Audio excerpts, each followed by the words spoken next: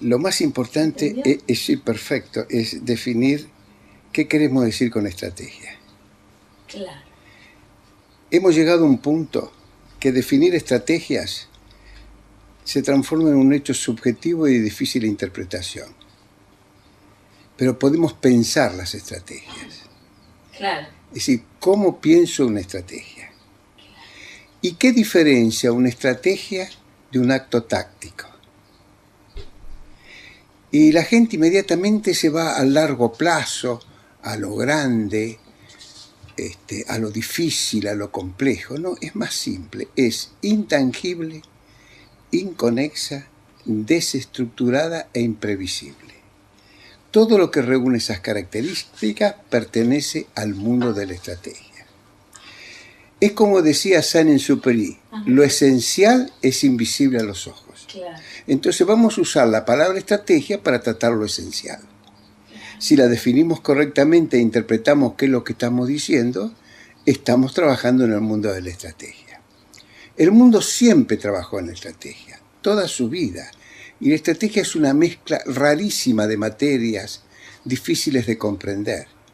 Cuando yo estudiaba la vida de Alejandro Magno y su gran maestro era Aristóteles, yo me pasaba toda la vida pensando de qué le servía a Alejandro Magno entender el pensamiento de Aristóteles para hacer su estrategia militar.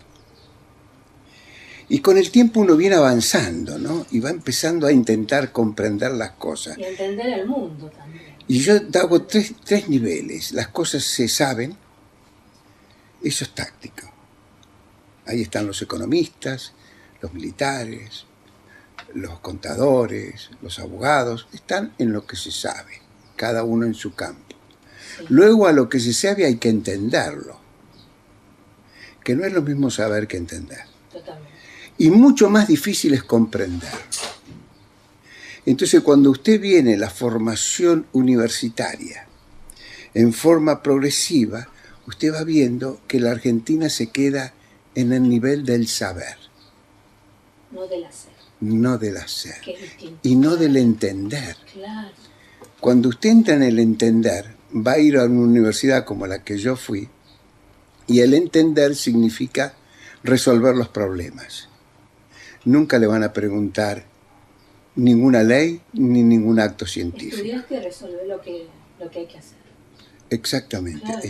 Es otro nivel de formación. Y entonces uno va entrando en un mundo diferente. Fíjese, yo soy ingeniero nuclear. O sea que yo soy ingeniero nuclear. Soy militar. Soy ingeniero químico. Y es muy importante lo que le voy a decir. No por lo grandioso, sino por lo diferente. Como militar tuve que aprender a manejar el todo, no las partes. Especialmente cuando usted llega al grado de general. Pero la ingeniería química es de una racionalidad exquisita. Usted con dos principios, si los comprende, entiende la ingeniería química. Luego usted pasa, yo después que terminé mi ingeniería química, me fui a estudiar ingeniería nuclear. Y la materia que me dieron, la primera materia que me dan, o que tomo yo, es mecánica cuántica. Habían pasado 3 meses y no había entendido de qué me estaban hablando. Lo voy a ver a mi advisor, a mi profesor, y le digo, señor, yo no entiendo nada. Estudio mañana, tarde y noche, y no puedo comprender una sola palabra. Entonces me mira y me dice, ¿y usted cree que los demás lo entienden? Y hay una diferencia. En Estados Unidos, las calificaciones en la universidad donde yo iba son comparativas, no son absolutas. Claro. Así que si usted no sabe, y ni yo tampoco, pero yo soy un poquito más que usted, yo voy a sacar un 10 y usted va a estar aplazada. Y así fue. Y durante muchos años traté de interpretar la mecánica cuántica, que es del mundo de la estrategia. Todo el mundo cree que el mundo cambió cuando llegó Adam Smith en 1776. No, no, no. En 1776 el hombre transformó la energía térmica en energía mecánica y apareció la locomotora, que es la que nos transportó a otro ritmo alrededor del mundo. Cambió el mundo. Cambió el mundo. Claro. Y a fines del siglo pasado vinieron las ondas electromagnéticas. Descubrimos las ondas electromagnéticas, con lo cual usted usa el teléfono hoy. Sin ese descubrimiento, usted no hubiera podido entrar en el internet y en los teléfonos. ¿Usted sabe a qué velocidad se mueve la onda Ahora electromagnética? tenemos todo a la mano y no sabemos lo grandioso que es todo esto, ¿no? No, Es pero espectacular. fíjese usted cuando Einstein, pobre, murió sin entender nada. Imagínese si Einstein no entendió, yo tampoco. Cuando Schrödinger le trataba de explicar a Einstein qué era la mecánica cuántica. Y le dice, mire, la mecánica cuántica, usted con la mecánica newtoniana no puede entender la mecánica cuántica. Usted con la lógica de la economía no puede entender la economía. Usted con la lógica de la ingeniería no puede entender la arquitectura. Hay ciertas cosas, como decía Clausewitz, fíjese, ya empezamos a mezclar, ¿no? Que decía que la guerra es arte y ciencia. Ciencia por lo que conozco y arte por lo que creo. Y entonces cuando usted entra en el mundo de la creatividad, está entrando en el mundo de la estrategia. Y le vuelvo al punto Qué que maravilla. como usted va entrando en el razonamiento contradictorio. Entonces Schrödinger le decía, te voy a dar un aparato, te voy a escribir, te voy a mostrar cómo vas a poder interpretar la mecánica cuántica. Y si supongamos que tengo un gato encerrado en una jaula, y acá le pongo un frasco con veneno, y yo lo bombardeo con electrones. Si el electrón pega, el frasco se rompe, el veneno cae y el gato se muere. ¿Lo entendiste? Sí, dice él. Pero hay un problema. Dice, ¿cuál es el problema? Que el electrón pega y no pega en el mismo momento.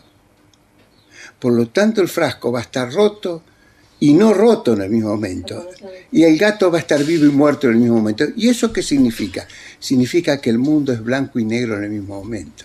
A principios de siglo, cuando mi abuela me explicaba el pensamiento estratégico del principio del siglo, estamos tratando de identificar cuál es la ideología, cuáles son los intereses que cada uno posee y cómo es el lenguaje con el cual hablan. No solamente el lenguaje de idioma, sino el lenguaje de comunicación, que es el más importante. Y decía, tú para interpretar hasta el año 1915 el mundo tenías que saber lo que pensaba el zar, lo que pensaba el Kaiser alemán, la reina de Inglaterra, el emperador austrohúngaro, el emperador japonés y probablemente también el califa de Turquía que tenía el resto. Hoy ya no es así. El mundo de hoy, para poder armar una estrategia, que es lo que no importa cuando uno estudia estrategia, lo que importa es cómo pienso para identificar quién es usted, qué intenciones tiene y qué poder posee. Porque si usted no tiene poder, no me interesa. No existe. No existe. Ahora, en el mundo moderno pasábamos de un mundo bipolar, ¿se acuerda? Sí, claro. Antes tenía 5 núcleos de poder o 7 núcleos de poder como lo que he descrito. Después pasamos al bipolar. En 1990 Estados Unidos ganó la guerra y pasó a ser monopolar. Y ahora es apolar.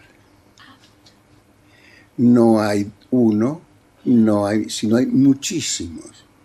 Y cada uno juega en su rol en forma particular.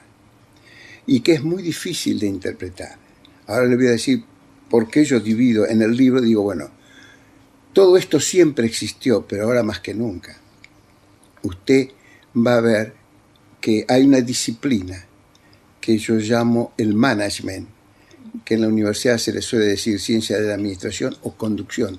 Todos estamos inmersos en la conducción, ya sea porque me enfrento al gerente del banco y me da el procedimiento que me mata y que no entiendo lo que me dijo, y entonces odio al banco, que es una organización que está enfrente mío, o porque yo formo parte de una organización.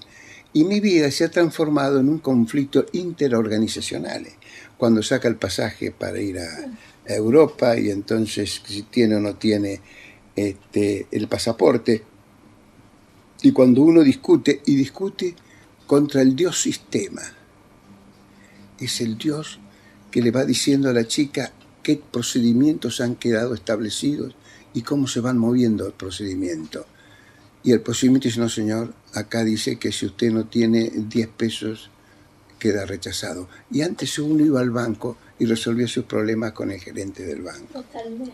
Y hoy queda aislado, solo, sin interpretarlo. Entonces yo agarré y dije, el libro lo voy a dividir de esta forma. Vamos a ver, cuando uno conduce una organización, tiene que saber 3 cosas. Decidir, comunicar lo que voy a decidir y cómo voy a seleccionar el personal para hacer esto. Bien. Y lo tengo que hacer en 3 niveles diferentes. En el primer nivel, que es el que hemos venido hablando, que es el nivel de la estrategia, que es el nivel donde todos pensamos igual, aunque el problema sea militar, económico o político. Y lo peor es que van los 3 juntos. Y lo peor que la suma de los 3 me dan el poder. Y el poder del siglo XXI es quizás el poder más sugestivo de todo y viene del pensamiento de Nietzsche, que dice, el que tiene el poder tiene la verdad. Entonces uno dice, bueno, a ver, veamos el Partido Radical, ¿qué tal? ¿Es bueno o malo? Siempre es bueno, tienen el poder. ¿Saben usarlo? Eso es otra historia. Es un problema de la conducción. Y entonces viene con los 3 niveles de poder, el poder económico, político y el poder militar. Y todo se piensa igual, todos razonamos igual. Entonces el libro lo dividí en 3 funciones fundamentales de la conducción y en 3 niveles fundamentales de la decisión. Decido con lo que conozco, planifico para coordinar lo que conozco y finalmente coopero con todos para poder definir a dónde vamos. Yo creo que no están a la altura ni los políticos ni los argentinos. En el mundo de la estrategia, los cultos son ignorantes y los ignorantes son cultos. Esto es lo que nos está pasando. Hemos perdido la capacidad de pensar. Yo sé una palabra, cooperar. Sí. Cooperar significa que yo solo no lo puedo hacer. Ya estamos en un grave drama en la Argentina. Que yo sea capaz de escuchar lo que usted dice, lo que él dice y lo que yo digo, ya es difícil. No tengo la mente preparada para interpretar que el mundo es blanco y negro al mismo tiempo. Con lo cual le voy a decir algo duro. Videla es un gran tipo y un delincuente al mismo tiempo. Blanco y negro. Claro. Si le puedo decir eso de Macri, se lo puedo decir de Lilita Carrió, se lo puedo decir de todos. Ahora, usted tiene que empezar a trabajar en qué pasó en la Argentina en los últimos años. Lo primero, hacemos una pésima identificación del pasado, con diagnósticos incorrectos. Mi padre era coronel también, y tenía muchos amigos militares. Yo conocí el ejército antes del 55 y el ejército después del 55. Hubo una penetración norteamericana muy fuerte a partir del 55. Sí, claro. Antes gobernaban los ingleses y luego pasaron a penetrarnos ideológicamente los norteamericanos. El norteamericano tiene una forma distinta de pensar el mundo. Nosotros no hemos entendido primero qué es ser peronista. Yo todavía no entendí a nadie que me lo explique. No entendimos qué es ser radical. Entonces usted empieza a hacer el primer trabajo político. Tengo que identificar la ideología de los participantes. ¿Qué es una ideología?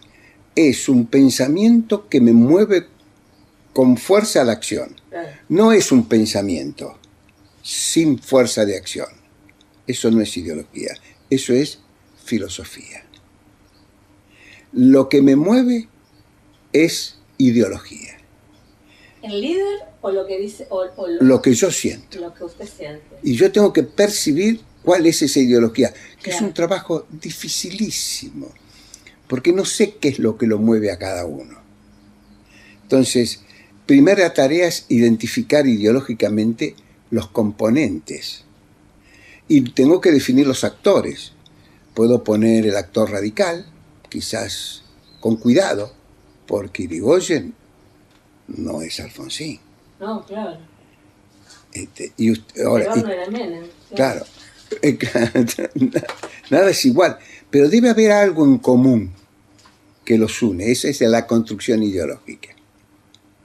Después vienen los intereses, que son hechos circunstanciales en busca de algo concreto. En busca del dinero es un interés. Cuando yo nací, la Argentina era más rica que toda Sudamérica junta. Le voy a decir con una salvedad, solamente le voy a dar una visión diferente, que voy a sumar a la suya, a la de él y a la de todos, porque la visión de cada uno es como se construye la realidad de un país.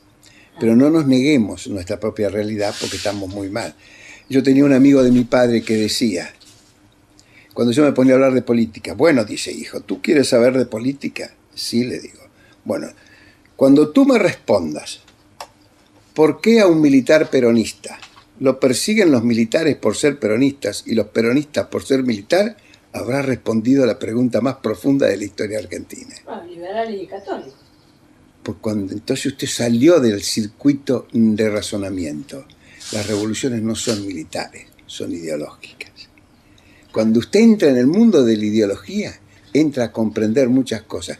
Hecho que no existe en la formación universitaria porque es muy keynesiana. Es una formación de causa y efecto. Vio que Macri habla mucho de prueba y error. Sí. Pero prueba y error es en el mundo de la estrategia, no en el mundo de la táctica. Yo no trabajo con prueba y error para determinar que con el principio de entropía y con el principio de energía yo puedo diseñarle a usted la relación entre el trabajo y la fuerza. El verdadero pensamiento del Go. Y ahí lo puedo entender. Claro. El Go nace en 1901. Con Roca, Mitre, Carlos Pellegrini, con la generación del 80. El Go es la generación del 80 en su máxima expresión. Fíjese usted qué diferencia.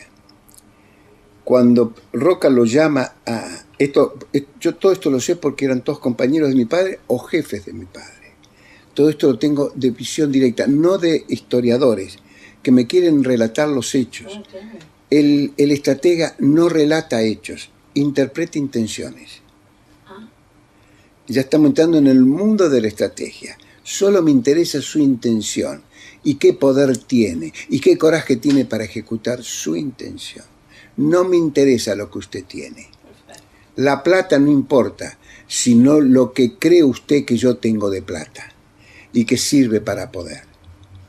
Como yo le decía, discutiendo con muchos amigos, la Argentina no va a funcionar sin ejército, porque el poder se construye con 3 monedas de cambio: el fusil, el voto y la moneda. Con la moneda compro los fusiles, con los fusiles compro los votos, con los votos y ahí hago la interrelación del todo y construyo el poder. Si tengo el poder, soy dueño de la verdad. Pero yo tengo que saber y no me voy a confundir. Si voy a hacer un análisis keynesiano de la verdad, sabré que es una mentira no probada. Estoy entrando en el mundo de Nietzsche. Y voy a saber perfectamente bien que el mundo se comporta de acuerdo al pensamiento hegeliano. Amo y esclavo. Hay algunos que vinieron a dominar el mundo y hay otros que son simpaticones, amantes de la libertad, de la igualdad, de la fraternidad, y el otro es del poder, la fuerza, el armamento y la bomba nuclear. Y usted va a encontrar en esos lugares probablemente al Reino Unido. Pero ahora falta usted ver a la intencionalidad.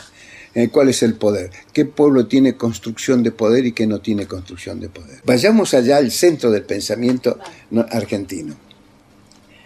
El esfuerzo del estratega, por eso le llamo el mundo de la estrategia, hoy mucho más que antes, porque antes el que tenía el fusil ya tenía el poder, ahora no, usted tiene el fusil pero no tiene el poder. Y ya que toco este tema, le hago un pequeño intervalo, una anécdota y después vuelvo otra vez al principio. Cuando el coronel del ejército norteamericano está retirando a las tropas de Vietnam después de la derrota sufrida por Estados Unidos, el coronel vietnamita le estaba haciendo las cosas con cierta ironía. Entonces el coronel norteamericano le dijo, escúcheme, preste atención a lo que voy a decirle. ¿Cómo no, señores? En 10 años de combate, ustedes no ganaron una sola batalla. Y el vietnamita le dijo, ¿y esto qué tiene de importancia? Con las batallas no se ganan las guerras. Las guerras se ganan en las mentes de las personas.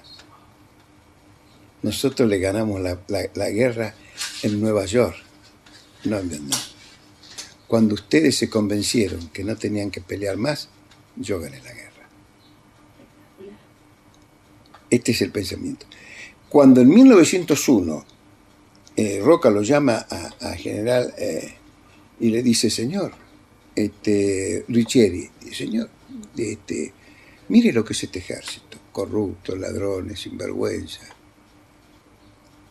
Mi abuela me decía que su papá le aconsejaba nunca hacerle una venta a un militar porque nunca le pagaba. Eran una banda de delincuentes, claro.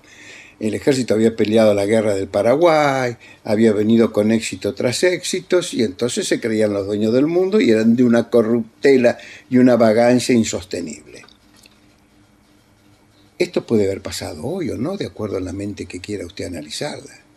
La respuesta de un líder, hay que arreglarlo. Hagámoslo de nuevo. Tenés 5 años para ser el mejor ejército del mundo. Y entonces hizo el ejército, en la cual todo el Congreso se involucró a hacer un ejército. Y entonces empezaron a hacer y toman el pensamiento de Bismarck. Vanderbilt, la nación en armas. Y dicen, señores, el fundamento, la idea filosófica central, la intencionalidad que a veces no se dice, pero que está, que los historiadores no pueden percibir porque no entienden de lo que es el combate, y los militares no escriben porque no les interesa. Y además, si lo escriben, no le quieren decir al otro lo que ellos piensan, porque quieren que el otro siga haciendo la misma pavada que está haciendo. Poco hoy. Es claro, usted no, Aristóteles, no, es raro encontrar un militar de combate que haya escrito. Entonces usted, organizaciones como el ejército que tienen 10.000 años, tiene muy poco escrito. Ahora, el ejército argentino tuvo grandes hombres. Bueno, ahora espere que entonces, bien, tiene tan grandes hombres como la ciudadanía los quiere construir. Tenían un conjunto de miserables y ladrones, porque la ciudadanía quería tener esos ladrones y sinvergüenza. Cuando resuelve el gobierno de hacer ejército, dice, bueno, este ejército es así. Para poder tener un gran país, solo se puede tener un gran país en el mundo moderno, con tendencia a la democracia, con un gran ejército. Porque los grandes ejércitos dan el símbolo del poder. Y el poder significa que la gente lo va a escuchar, y el mundo lo va a escuchar, y puede tener algo de verdad las cosas que dicen, porque sin poder la verdad no existe. En el segundo nivel, lo segundo que le voy a decir, que para tener un gran ejército se necesita grandes soldados. Y tenemos que tener en cuenta 2 cosas para tener grandes soldados. La primera y más importante es que solo ciudadanos dignos y felices pueden ser soldados de este ejército. Y además queremos que todos sean una única unidad nacional. Por eso vamos a imponer el servicio militar obligatorio. Y entonces va a haber los pobres con los ricos en el mismo lugar. Los ricos van a aprender a vivir como pobres y los pobres van a aprender a vivir como ricos. Y esto es una verdad irrefutable, porque cuando yo era oficial, subteniente, los pobres caminaban mirando el suelo y los ricos venían con esa arrogancia del auto que le traía el papá, el chofer y todo, y entonces venía el sargento o el cabo ese que venía también no de muy buen lugar y le explicaba lo que era ser pobre, cosa que nunca les terminó de convencer. Pero no supieron que en el fondo habían cambiado una actitud fundamental. Sí. El 4 de junio del 43, el ejército hace una revolución con ese pensamiento. Sí. Y ahí nace el peronismo. No es Perón el que hace el peronismo. Viene de abajo. Viene del ejército. Sí. Ese es el ejército. Fíjese usted que cuando Perón da su último discurso en el gobierno militar, que fue el 17 de octubre, Dice, tengo 3 grandes honores en mi vida. Ser un soldado, ser un patriota y ser un trabajador. Ahí unificaba el concepto de lo que él tenía. Y lo que la gente no se dio cuenta es que el 17 de octubre Perón se baja de la tribuna y se va a su casa. Y el ejército sigue gobernando hasta el 4 de junio del 46. Qué maravilla, qué estratega que fue ese hombre. Yo lo admiro. Sí. Así que fue usted, pero fíjese que todo viene de una construcción. El 19 de septiembre de 1945 se hace la Marcha de la Libertad, claro, la democracia y la justicia. Y van a ver al gobierno de Farrell y le imponen las condiciones. Y le dicen, ustedes deben irse. Y Farrell dice, bueno, vamos a salvar el honor. Se van todos, ustedes eligen los diputados, los ministros, los secretarios de Estado. Perón se va, pero me quedo yo solo. Y Álvarez, que era el procurador general, hace la lista. Y cuando va a llevar la lista, el pueblo hace el 17 de octubre. Y ahí por primera vez el ejército se da cuenta que el pueblo estaba con el ejército. Y que Perón era el líder representativo del ejército, pero que la esencia del pensamiento venía del ejército. ¿Y por qué lo llevan preso? Porque son una, pero preso fue una farsa. Fue como para lo pusieron un poquito más a la media hora, lo sacaron porque querían a ver si podían negociar mejor la situación con los partidos políticos y toda la sociedad argentina, contra toda la sociedad argentina, la misma sociedad que hace la revolución del 55, la misma sociedad que promueve a Alfonsín con el mismo mensaje. Todo sigue siendo. Cuando usted captura la construcción ideológica base, eso continúa en el tiempo. Y es de un odio tan grande a lo que significa el peronismo, que la prueba está que genera un conflicto entre peronismo y antiperonismo. El peronismo viene del año 3000 a.C. Es una forma de ver el mundo. El pensamiento del ejército del 1901 es eso. El peronismo no muere, no. Lo que pasa es que aparece, el partido tiene ciertas connotaciones difíciles de entender. Aparecen determinadas figuras que vos decís. No, bueno, estamos haciendo acá dentro. Mi padre decía, el ejército sin... Esto se lo pongo a nombre de mi padre.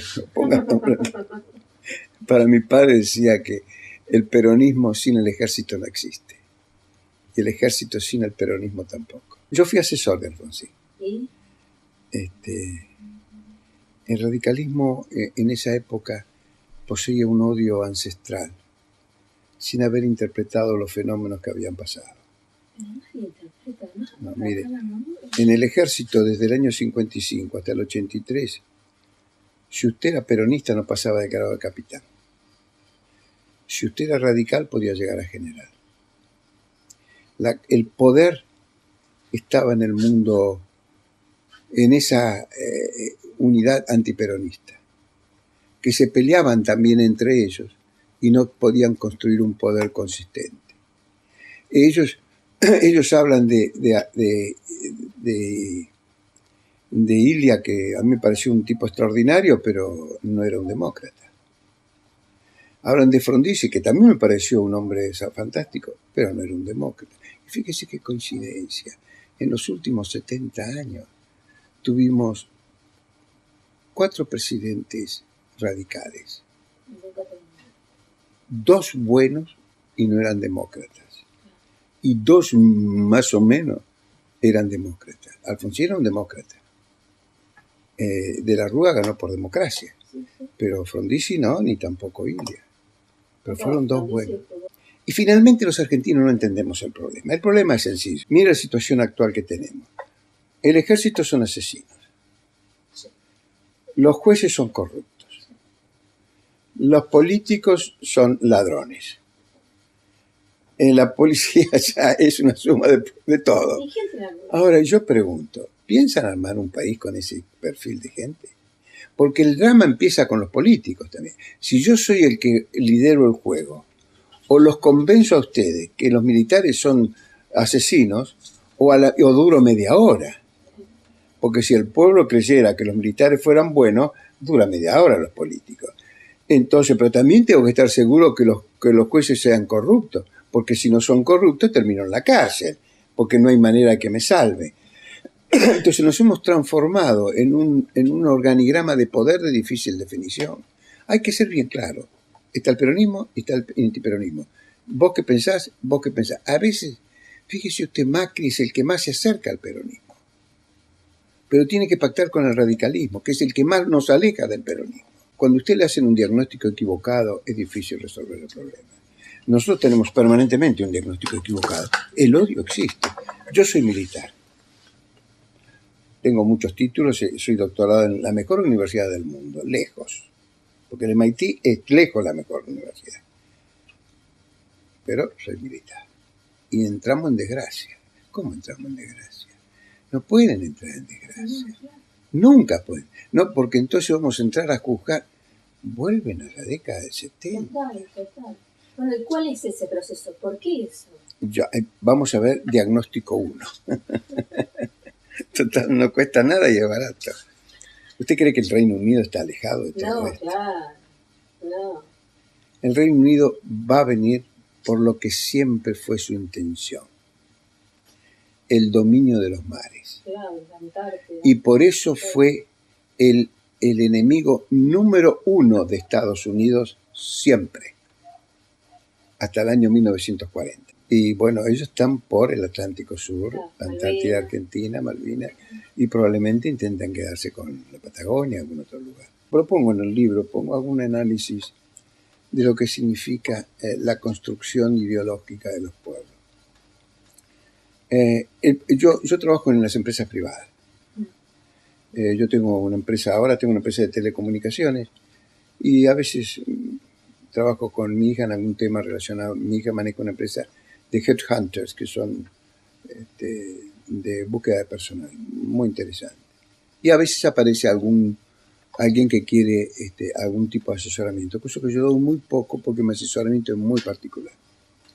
Y entonces yo defino que las empresas, el grave drama de la empresa es el conflicto. Si usted tiene un conflicto en su empresa, en su organización, en su país o en su propia vida, usted no tiene ninguna solución. Por lo cual tiene que resolver el conflicto. Y los cursos míos se dan sobre la base de 3 ideas centrales. Identificar las ideologías no compartidas, que eso es muy común. Identificar los intereses contradictorios, esto es fácil. Y es lo que pocos problemas traen. Yo he visto empresas donde el hijo menor se lleva 100.000 pesos y al otro le tocan 10.000 y el 10.000 en vez de protestar dice, pobre, necesita unos pesitos más que yo. Y no va a discutir. O va a encontrar empresas donde todo es parejo, correcto, pero hay una construcción ideológica, hay una visión del mundo diferente y puede haber odios muy profundos. ¿Y en Argentina entonces cómo está? Está con un alto conflicto interno. Claro. Imposible resolver el problema. En una Argentina en conflicto, Inglaterra que quiere quedarse con los grandes recursos naturales. Bueno, ¿Estos conflictos no se resuelven por algo en especial? Mire, yo tengo escrito en el libro un capítulo tomado de una carta que le escribe el primer ministro inglés al virrey de la India. Y dice, trabaja intensamente, no te olvides de trabajar con fuerza en los colegios de las clases cultas, provocando la división entre ellas y lograr que se odien lo suficiente, porque si no logramos eso, no vamos a poder dominar la India. Ahora usted piense, hay que pensar los pueblos. Nosotros estamos todos los días peleándonos por las Malvinas que en 1830 nos la sacaron. Ahora yo le pregunto, ¿qué estará pensando un inglés que cuando nació ellos dominaban la India, dominaban Sudáfrica, dominaban Canadá, Australia, Nueva Zelanda? y ahora no tienen nada. Nigeria, Egipto, tenían un cuarto del mundo bajo su control, ese pueblito chiquito. Y vinieron estos americanos y le sacaron todo. ¿Qué pensará? ¿Por qué tanta alegría produjo Margaret Thatcher que recuperó las Malvinas? ¿Una islita ahí perdida en el fondo del mar? ¿Qué es lo que hay detrás? Cuando usted hace el análisis de la que lo moviliza al otro y cuál es la ideología que tiene, usted está tratando de capturar la intencionalidad. El táctico no habla de intencionalidad, habla de cosas. El estratega solo de intenciones. Y como las intenciones no se pueden probar, queda simplemente accionar para ver cómo se comporta. Entonces, todo el mundo moderno es un mundo profundo de intencionalidades. Yo veo una decadencia de la democracia. Pero no es azar. El que gana la guerra impone sus valores. No nos engañemos. El mundo no es demócrata hace 20.000 años. El mundo es demócrata justo con coincidencia con el dominio y el triunfo norteamericano en el mundo. Después veremos si es bueno que hayan triunfado ellos o malo. La estrategia no hace juicio de valor. No me interesa el valor porque me pierdo. Si hago juicio de valor me anoto con uno cuando soy... No. Es cuando a mí me preguntaron, ¿quién cree usted que va a ganar? ¿Donald Trump o Hillary Clinton? Y yo dije, ay caramba, no tengo que dejarme llevar por lo que me gusta o por lo que quiero que pase. Vos sabés que tengo la impresión que en algún momento Donald Trump le va a quebrar la voluntad a la sociedad norteamericana y le gana la elección. Y entonces, no, estás hablando pavada. Bueno, muy bien, vamos a hacer una apuesta de 1 por 10. Así que por cada peso que yo aposté, me van a tener que pagar 10 y gana Donald Trump. Pero usted, ¿por qué lo hice? Porque me gustaba Donald Trump. Eso no interesa lo que me gusta. Si yo me voy a dejar llevar por lo que me gusta, es como cuando usted analiza la década del 70. Y entonces dice, el Estado tiene el monopolio del poder. ¿Vio esto? Magnífico. Habría que escribir un libro sobre la historia de la humanidad, escrita por los jueces argentinos, donde demuestran que el Estado argentino tuvo el monopolio del poder. El sueño de todos los tiranos, directores, dictadores, monarcas, presidentes de la historia de la humanidad, soñando con tener el monopolio del poder. No existe el monopolio del poder. Es un sueño. Y usted sabe qué pasa cuando pasa eso. Usted se derrumba solo. No tiene ninguna manera, nunca tiene manera de tener el monopolio del poder. Claro, entonces, si usted... el relato de hace un par de años. Claro, eso es un relato bastante feo, contradictorio, porque cuando dice que el Estado tiene el monopolio del poder, es el que comete los delitos y no el que hace la revolución, bueno, entonces Franco era un buen muchacho, porque no era Estado, él era un revolucionario, entonces no cometía delitos de lesa humanidad. O también podemos decir que los que lo decapitaron a Carlos II, no sé cómo lo decapitaron, porque el que tenía el monopolio del poder era Carlos II, el rey de Inglaterra. Cuando lo decapitan en el año 1670, por ahí lo deben haber decapitado. O quizás a Luis XVI también lo decapitaron, pero no tenía el monopolio del poder. Entonces, cuando usted ve que le metieron esta palabra, ¿sabe lo que le están haciendo? Están provocando lo que se llama el síndrome del siglo XXI. Ya no hay más pienso, luego existo. Hablo, luego pienso. Con lo cual, si te instalo el lenguaje, vos vas a pensar como yo quiero. Acá se ganaron muchas batallas. Y yo diría, por ejemplo, fíjese un dato, un hecho de eso, para que lo vayan a mirar. Miren los hechos del combate de las Malvinas. Y díganme en quién perdió más. ¿Y cuánto más perdió? Y véanlo cuántas veces perdió esa cantidad. Y se va a dar cuenta que el triunfo inglés es un triunfo a lo pirro, donde el que gana pierde mucho más que el que pierde, con lo cual avecina su próxima derrota en el campo militar. Por eso ellos ganan la guerra de las Malvinas en las mentes de los argentinos y no en el campo militar. No tienen ninguna posibilidad de resistir una segunda batalla. ¿Qué hacen los chinos? Los chinos interpretan el mundo distinto. Lo invaden de otra manera, eso, el silencio. Claro, ellos juegan al Weiqi. ¿Sabes lo que es el Weiqi? No tengo ni idea. El Go. Ese juego que yo nunca lo pude entender cómo se juega, pero usted tiene. Usted sabe que se enseña ahora en la academia militar, en los cursos de comando y Estado Mayor del Ejército Norteamericano. Están enseñando. ¿Qué es? Es un tablero que tiene, creo que son 19 por 19, y va cada uno ocupando con fichas distintos lugares. Y al final del juego, gana el que tiene más lugares ocupados. Claro, y ellos están ganando el territorio. Y fíjese usted, en cambio, nosotros jugamos al ajedrez. Usted puede ganar todas las fichas que quiere, pero si yo le hago mate al rey, Claro. usted murió. Claro. No es igual el juego nuestro que el juego de ellos. Ellos están avanzando. En España, por ejemplo, ellos tienen una estrategia que consiste en lo siguiente. Fabrican los productos en China. Los terminan de fabricar, los compran en España, tienen su importador en España, los transportan en barcos chinos, tienen importadores chinos que le vende a los locales chinos donde está atendido por chinos. El sistema está integrado, Sí. completamente integrado. Y una invasión silenciosa. Es silenciosa, Claro. sí, es silenciosa, Pero hasta la cultura china. intelectual, Claro. silenciosa.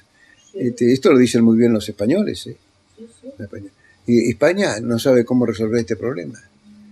Porque, ¿qué hizo China? ¿Cuáles son tus reglas de juego? La democracia, la libertad de comercio, la apertura de mercado. Perfecto. Ya está. Yo voy a jugar. No vino como Stalin y trató de cambiarme las reglas de juego. No, jugó con nuestras reglas. ¿Quién hace lo mismo? Vietnam. Claro, Vietnam dice, ¿cuáles son las reglas del juego? Mm. Pero no hay que jugar otras. ¿Usted quiere la riqueza para su pueblo? Bueno, díganme, a ver, sentémonos, ¿cuáles son las reglas del mundo? De los que gobiernan el mundo, de los que mandan.